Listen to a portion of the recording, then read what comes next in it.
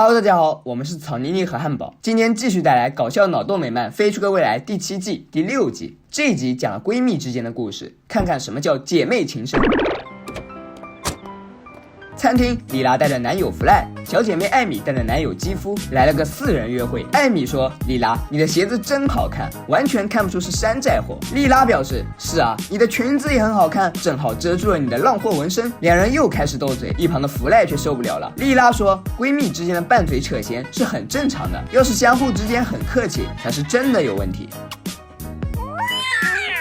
星际公司里，大家往飞船上搬运月岩。教授表示，必须在日落前把月岩搬回月球上去，因为月球上的人说，月岩是阿波罗宇航员偷回来的，那是他们文化遗产的一部分。好不容易把月岩全部运回月球，结果他们就用来砌墙，还说你们这些用鼻子喘气的家伙，要想见识真正的月球文化，不如去看今晚的蝶人竞技。众人来到乡巴佬圆顶屋，这里果然在举行蝶人竞技比赛。由于月球的重力比地球小很多，所以只要穿上紧身轻便的蝶人套装，优雅的姑娘们就能在空中自由飞翔。当然，比赛还是要有比赛规则的。姑娘们两 PK， 碰到地板的蝶人被淘汰，最后还在飞的就是胜利者。为了让比赛看起来更有意思，节目组还准备了超级苍蝇拍等各种道具。他们不仅要和对手交战，还有躲避道具。一局比赛结束，主持人看热闹不嫌事儿大，邀请2名志愿者与胜者杀人分进行肉搏。获胜的一方将获得50美元的奖励，以及一帮乡下人的嘘声哟，不怕死的就赶快来吧！莉拉和艾米上台了，他们可不是想得到50美元和嘘声，只是为了证明拌嘴闺蜜不是真的在吵架。一场激烈的送死比赛开始了。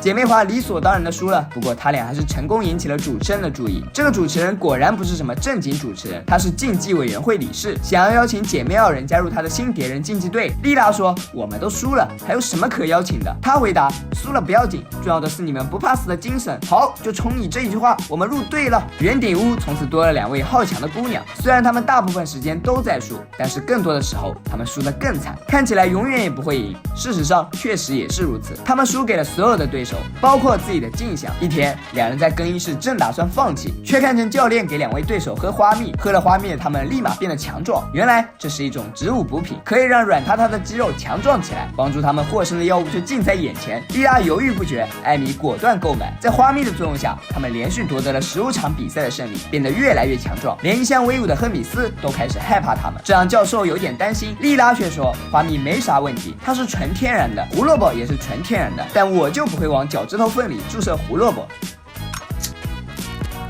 姐妹花继续注射花蜜，还一个劲的健身，什么男朋友约会都比不上肌肉重要。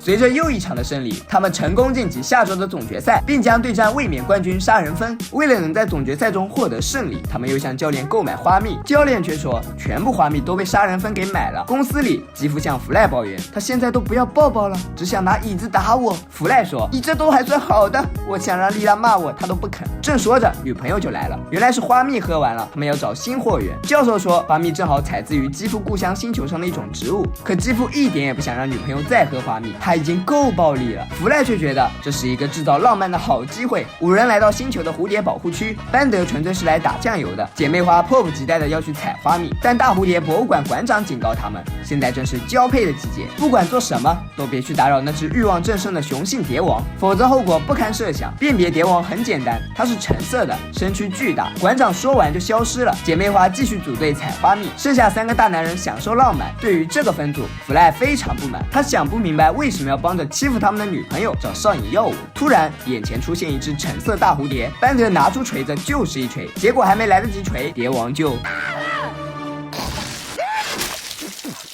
这味道真像填了羊奶酪的臭鼬，连粪便的味道都比这好闻。幸好班德没有鼻子，不过姐妹花却对这个味道很上瘾。晚上，基夫带着众人来到父母家过夜，为了防止乱搞事情，父母把每个人都安排在了单独的房间。结果该发生的还是发生了，不该发生的也发生了。艾米和弗赖躺在床上，还被莉拉捉了个正着。姐妹花终于闹得不和，因为弗赖他们像粘在他身上的狗皮膏药，扯都扯不下来。教授说是因为他身上有蝴蝶费洛蒙，姐妹花一直在注射蝴蝴蝶花蜜，花蜜让它们的身体分泌出雌性蝴蝶的荷尔蒙，激素让它们的身体更强壮，但也不可抑制的受到弗赖的吸引。要想结束这一疯狂的办法，就是戒掉花蜜。两人立即采取行动，扔掉了花蜜。经过几天的不懈努力，他们终于成功戒掉了花蜜。艾米也终于不再用椅子打肌肤了，两人和好如初。但决赛马上就要开始了。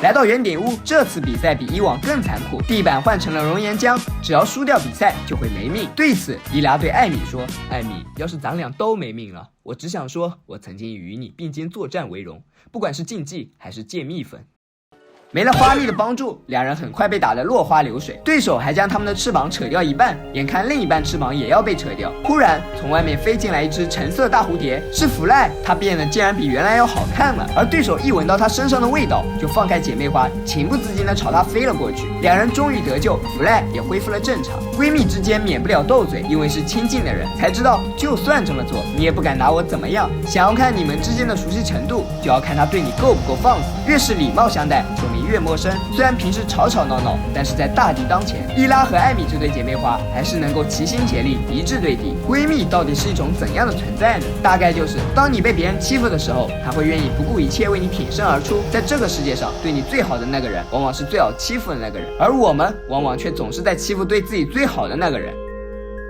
好了，本期视频就到这里了，喜欢的朋友别忘点赞、评论和关注。我是草妮妮，咱们下次再见，拜拜。